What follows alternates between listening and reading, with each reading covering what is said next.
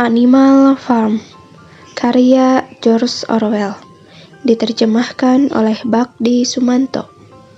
Bab 8. Beberapa hari kemudian, ketika teror yang disebabkan oleh eksekusi itu sudah berangsur hilang, beberapa binatang ingat atau mengira ingat bahwa perintah ke-6 mengharuskan tak seekor binatang pun boleh membunuh binatang lain. Dan meskipun tak seekor pun merasa perlu menyebutkannya agar didengar oleh babi atau anjing, rasanya pembunuhan yang telah terjadi tidak sesuai dengan perintah ke-6. Clover meminta Benjamin membacakan perintah ke-6, dan ketika Benjamin seperti biasa bilang bahwa ia tidak mau ikut campur dalam masalah seperti itu, Clover menjemput Muriel. Muriel membacakan perintah itu untuknya.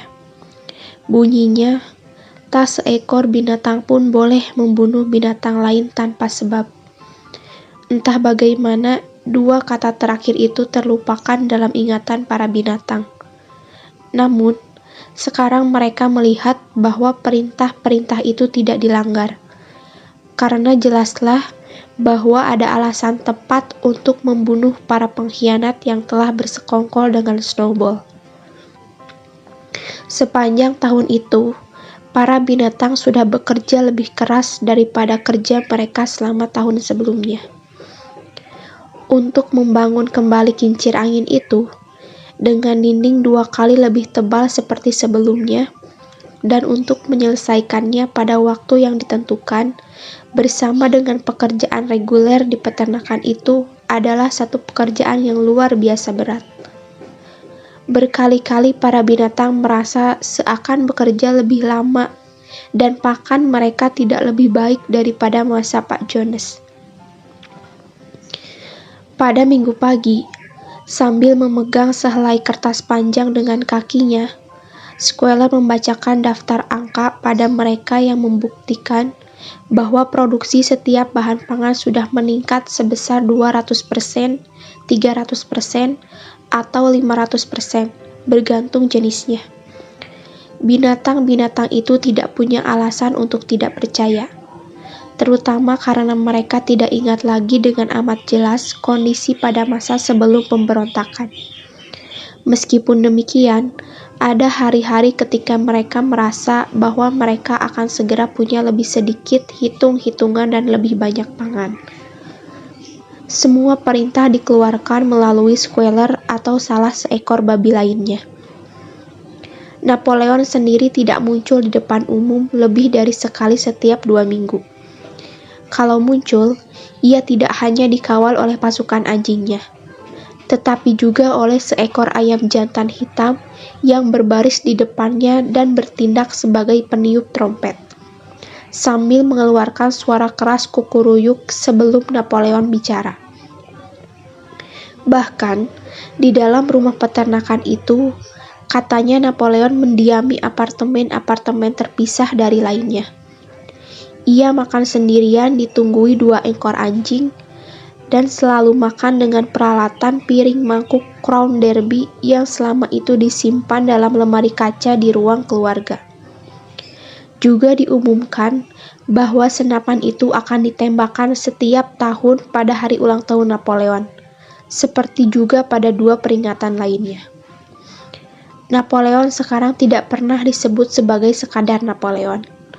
Ia selalu disebut dengan gaya resmi, seperti pemimpin kami Kamerad Napoleon.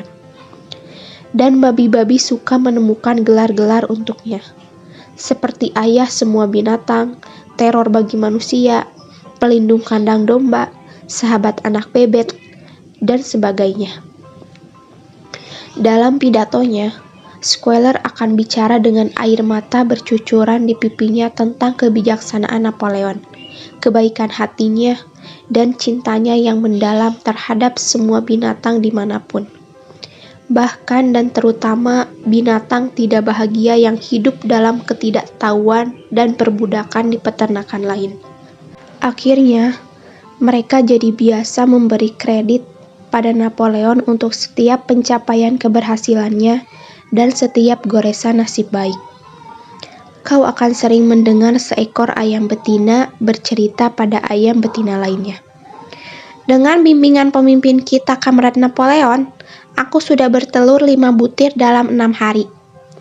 Atau 2 ekor sapi sambil menikmati minum di kolam akan berkomentar. Berkat kepemimpinan Kamrat Napoleon, air ini rasanya lezat sekali. Perasaan umum di peternakan itu diungkapkan dalam sebuah puisi berjudul Kamrat Napoleon yang ditulis oleh Minimus dan berbunyi, teman dari yang tak berayah, mata air kebahagiaan, penguasa ember bersih, oh betapa jiwaku. Menyala waktu menatap, matamu yang tenang dan berkuasa. Bagaikan matahari di langit, Kamrat Napoleon. Kau adalah pemberi semua yang dicintai makhlukmu. Perut penuh 2 kali sehari, jerami bersih untuk ditiduri. Setiap binatang besar atau kecil tidur dengan damai dalam kandangnya. Kau mengamati semua, Kamrat Napoleon. Jika aku punya seekor anak babi yang menyusu, mulai saat itu ia akan tumbuh, bahkan sebesar botol bir atau sebuah peniti. Ia harus belajar, setia dan jujur kepadamu. Ia cicit pertamanya harus Kamrat Napoleon. Napoleon setuju dengan meminta puisi ini ditatah pada dinding lumbung besar itu. Di ujung yang berlawanan dari tulisan 7 perintah. Di atasnya dipasang foto profil Napoleon yang dilukis oleh Schuyler dengan cat putih.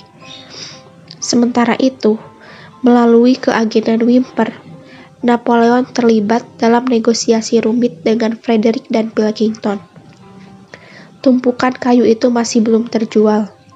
Dari keduanya, Frederick paling ingin membelinya, tetapi ia tidak bisa menawarkan harga yang masuk akal.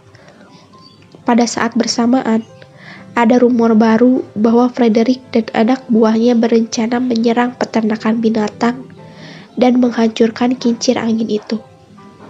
Bangunan yang sudah menimbulkan kecemburuan hebat dalam dirinya.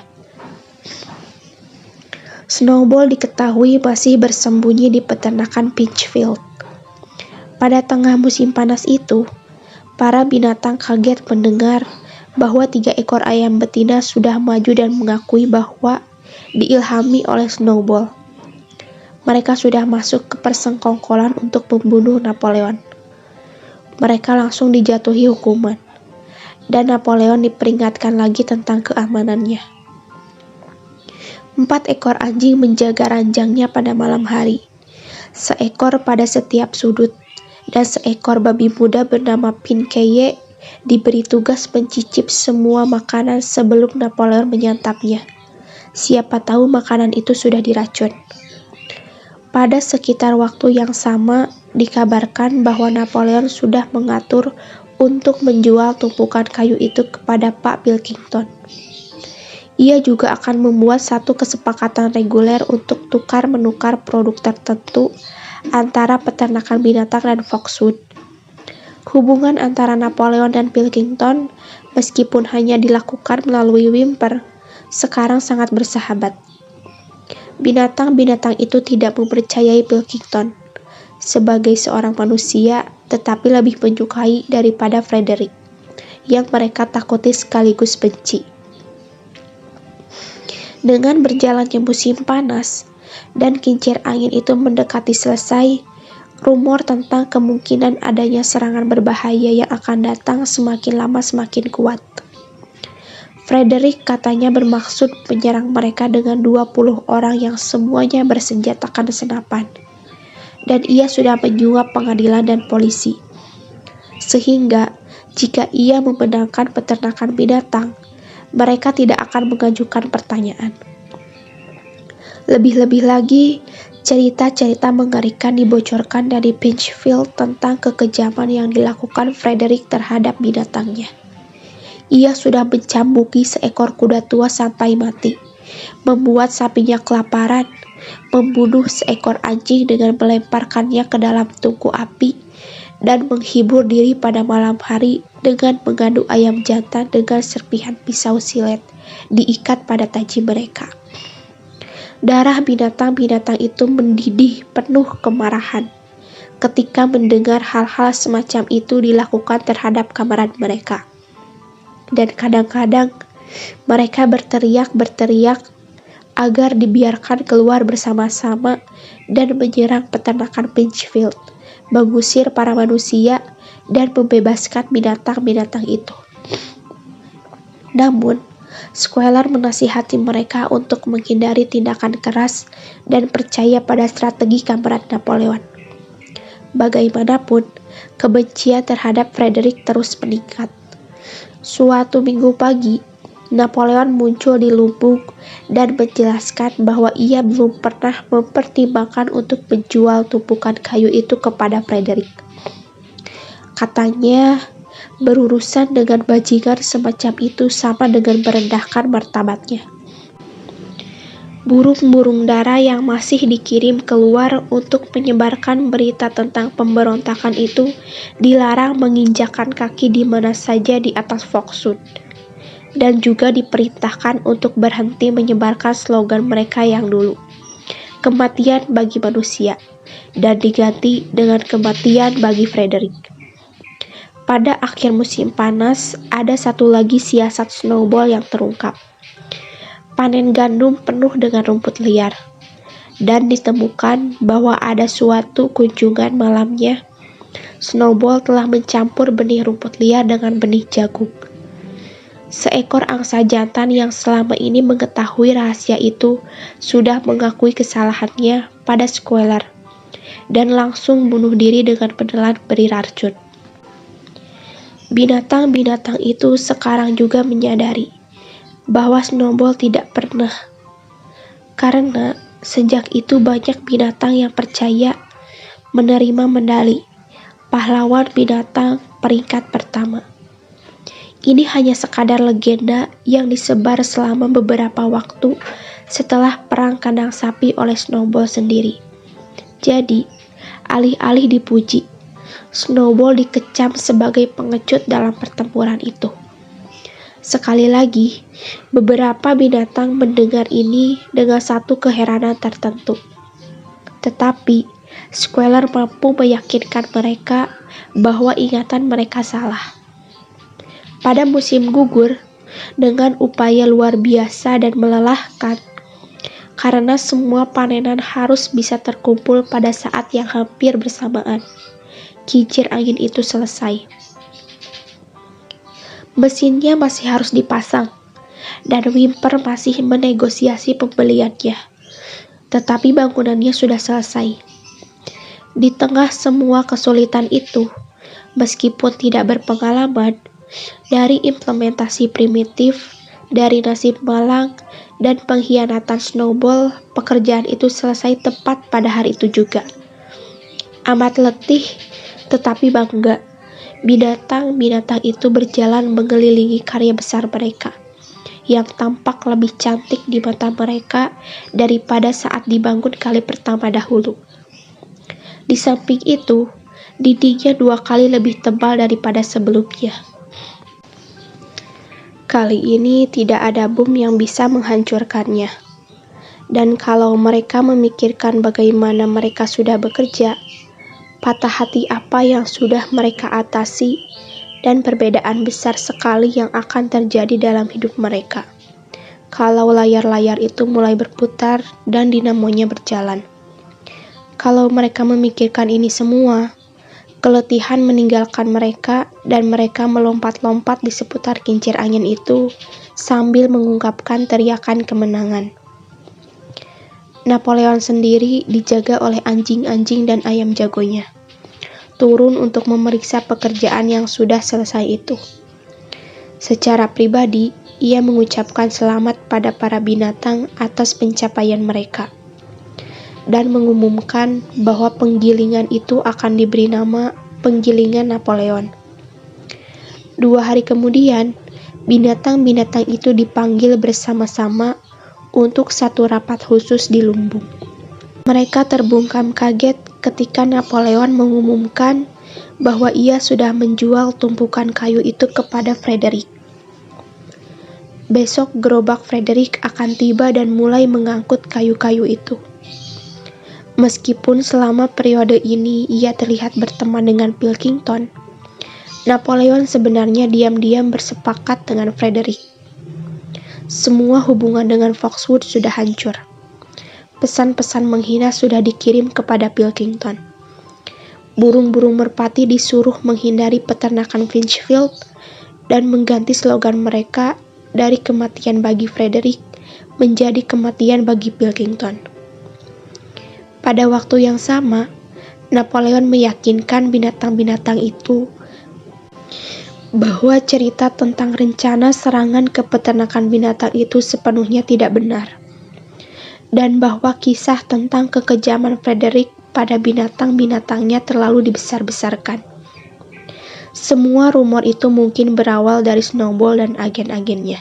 Sekarang terlihat bahwa Snowball bagaimanapun tidak bersembunyi di peternakan Finchfield dan sebenarnya tidak pernah berada di sana seumur hidupnya.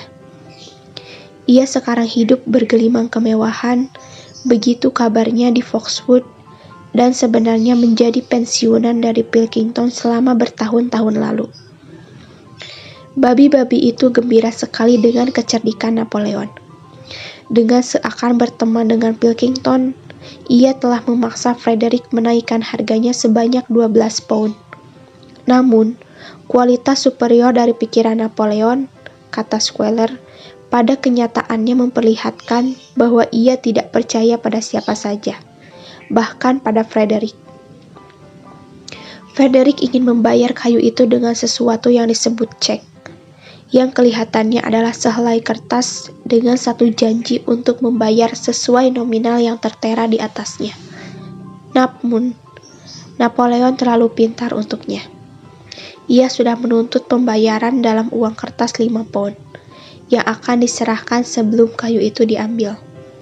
Frederick sudah membayar, dan jumlahnya persis cukup untuk membeli mesin untuk kincir angin itu.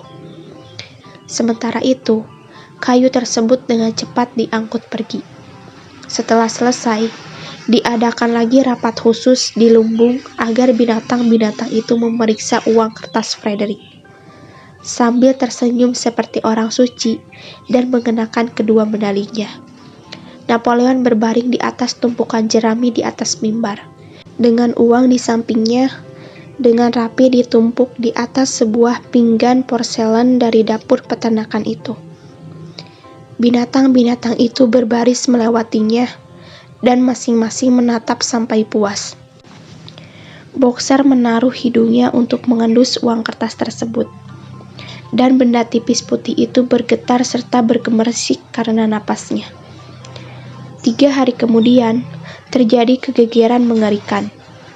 Wimper wajahnya pucat pasi, bergegas datang dengan sepedanya, melemparkan sepedanya di halaman, dan cepat-cepat masuk ke rumah peternakan itu. Saat berikutnya, terdengar geraman bertahan penuh kemarahan dari apartemen Napoleon. Berita tentang itu segera menyebar di seputar peternakan seperti kebakaran hutan. Uang kertas itu palsu. Frederick mendapat kayu itu secara gratis. Napoleon langsung mengundang semua binatang dan dengan suara gemetar mengumumkan hukuman mati atas Frederick. Kalau tertangkap, katanya Frederick harus direbus hidup-hidup. Pada waktu yang sama, ia memperingatkan mereka bahwa setelah tindakan pengkhianatan ini, yang paling buruk bisa terjadi.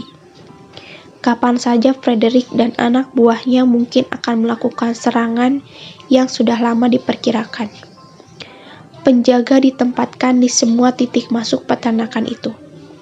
Di samping itu, 4 burung merpati dikirim ke Foxwood dengan satu pesan perdamaian, yang diharapkan bisa membangun kembali hubungan baik dengan Pilkington.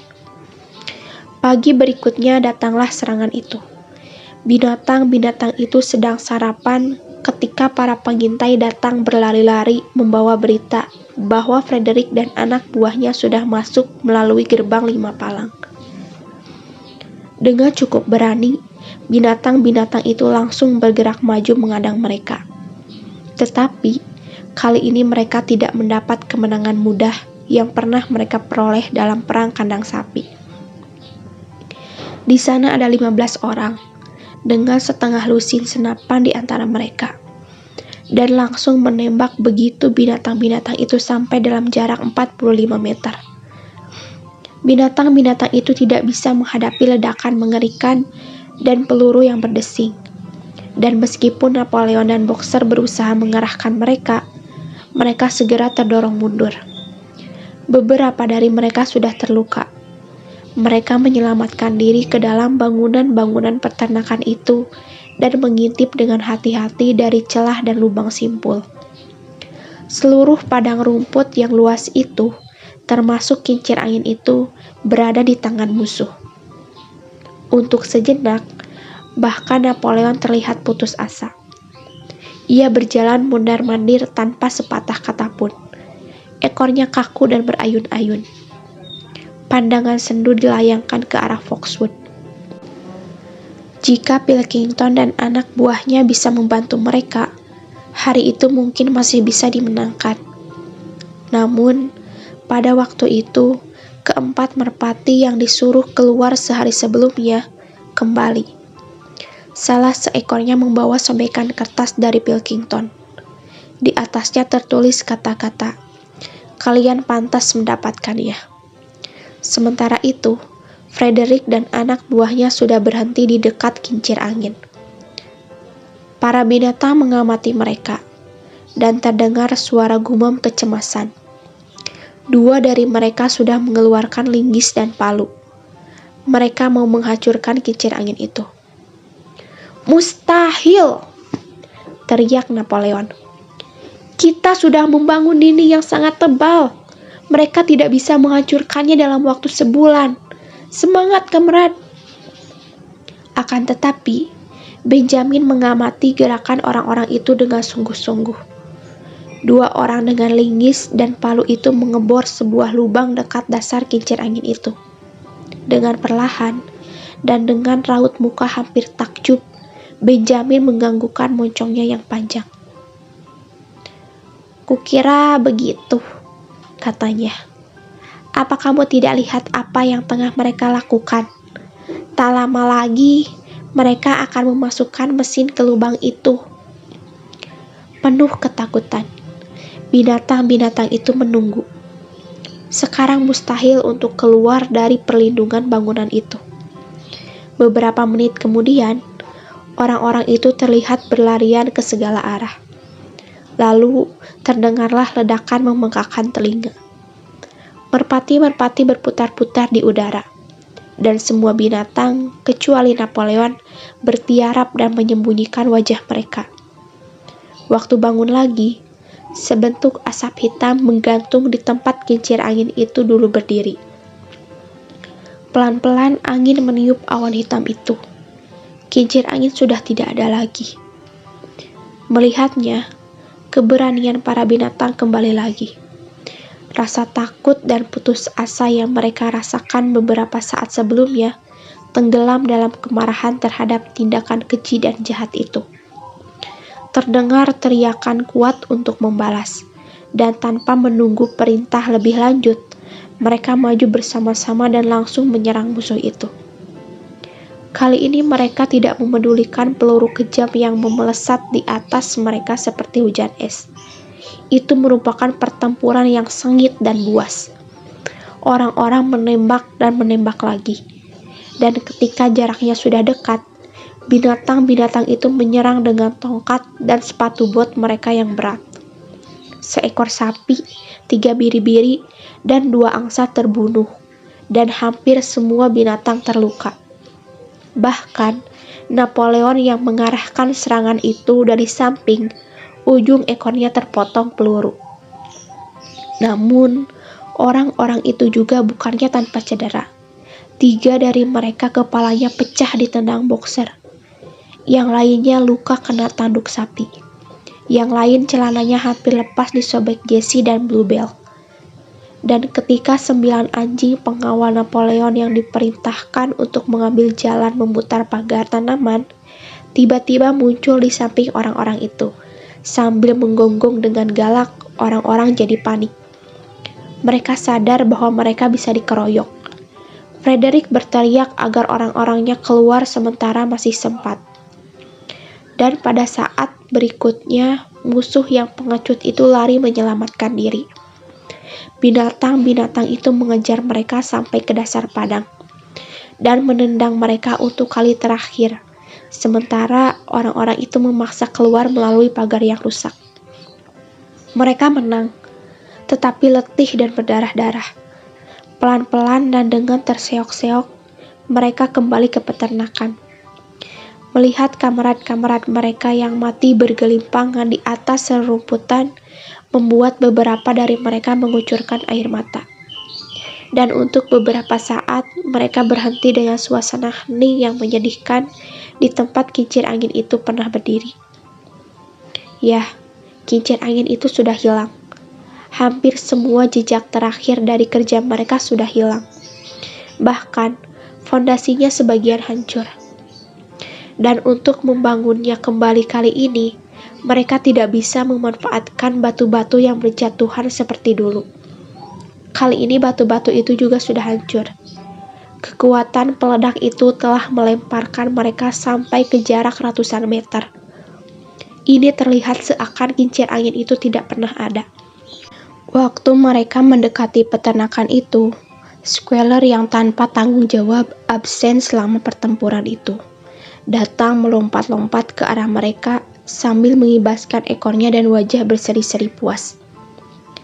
Dan binatang-binatang itu mendengar, dari arah bangunan peternakan, ledakan hikmat sebuah senapan.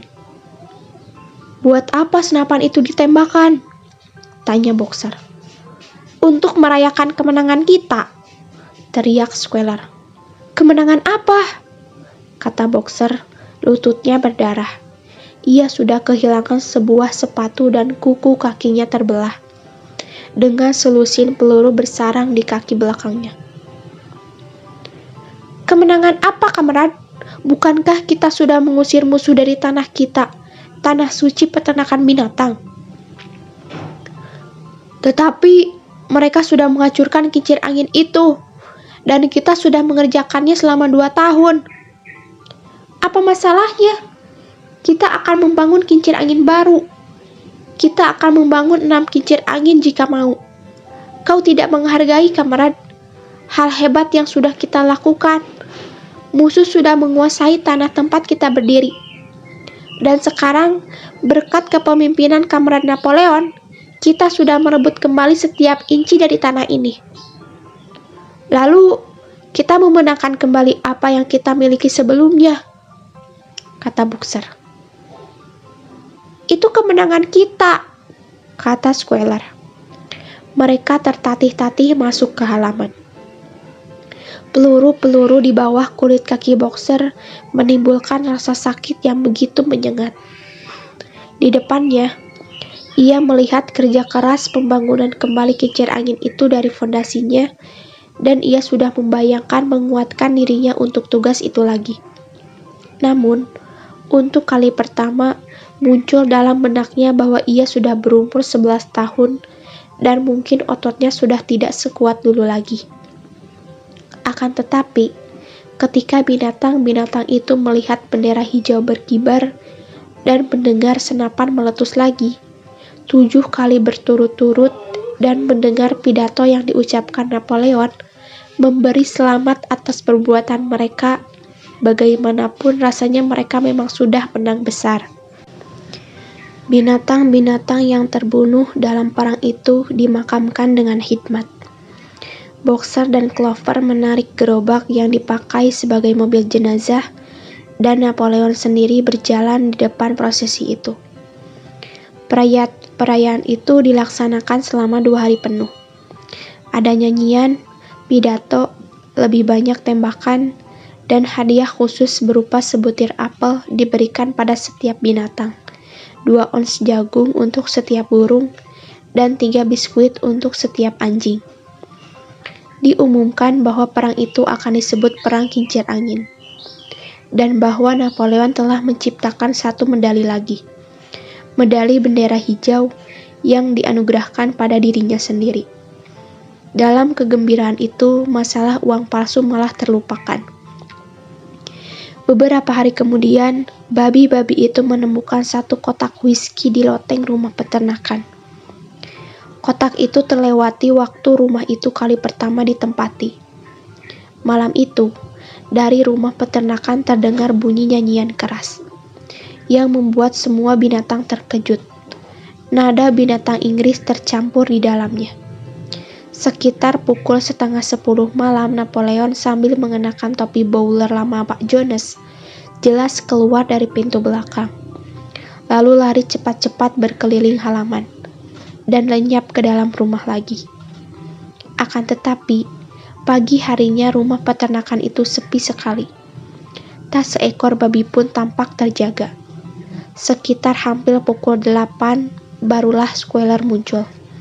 Berjalan perlahan dan terlihat sedih. Matanya sembab, ekornya tergantung lemas di belakangnya. Dan dengan penampilan seakan tengah sakit berat. Ia memanggil para binatang bersama dan menceritakan bahwa ia punya berita yang amat mengerikan. Kamerad Napoleon sekarat. Terdengar suara ratapan berkepanjangan. Di depan pintu masuk rumah peternakan diletakkan jerami, dan binatang-binatang itu berjalan berjinjit-jinjit. Dengan air mata berlinangan, mereka saling bertanya apa yang harus mereka lakukan jika sang pemimpin dipisahkan dari mereka. Tersebarlah rumor bahwa Snowball telah menaruh racun ke dalam pakan Napoleon. Pada pukul 11, Squealer keluar lagi untuk memberi pengumuman. Sebagai tindakan terakhirnya di bumi, Kamerad Napoleon mengeluarkan dekret serius. Siapapun yang minum alkohol harus dijatuhi hukuman mati. Bagaimanapun, malam harinya Napoleon tampak agak membaik. Dan keesokan paginya, Squealer bisa memberitakan pada mereka bahwa ia sudah mulai sembuh. Pada malam hari itu juga, Napoleon kembali bekerja. Dan keesokan harinya, diketahui bahwa ia telah memberi instruksi pada Whymper untuk membeli beberapa buklet tentang pembuatan dan penyulingan bir. Seminggu kemudian, Napoleon memberi perintah agar hutan kecil di luar kebun buah-buahan yang sebelumnya dimaksudkan untuk disisihkan sebagai tempat pengembalaan bagi binatang yang pensiun harus dibajak. Ternyata, padang rumput itu sudah gersang dan perlu ditaburi benih lagi. Tetapi, segera diketahui bahwa Napoleon bermaksud menyebarinya dengan jelai. Sekitar masa itu, terjadi satu insiden aneh yang hampir tak bisa dimengerti siapapun. Sekitar pukul 12 malam, terdengar suara pecahan keras di halaman, dan binatang-binatang itu keluar berlarian dari kandang mereka. Malam itu terang bulan. Pada kaki ujung dinding lumbung besar, di mana tertulis 7 perintah, ada sebuah tangga pecah menjadi 2. Squealer tertegun sejenak. Terkapar di sebelahnya, dan di dekatnya ada sebuah lentera, sebuah kuas cat, dan sebuah kaleng cat putih terbalik. Anjing-anjing langsung mengelilingi Squealer, dan mengawalnya kembali ke rumah peternakan segera setelah ia bisa berjalan. Tak seekor pun binatang yang tahu apa artinya ini, kecuali Benjamin tua, yang menganggukkan moncongnya dengan raut muka mengerti. Dan seakan paham, tetapi tidak mau bilang apa-apa. Akan tetapi, beberapa hari kemudian, Muriel sambil membaca 7 perintah itu dalam hati, memperhatikan bahwa masih ada hal lain yang salah diingat oleh para binatang. Mereka berpikir bahwa perintah kelima adalah tak seekor binatang pun boleh minum alkohol. Tetapi, ada satu kata yang mereka lupakan.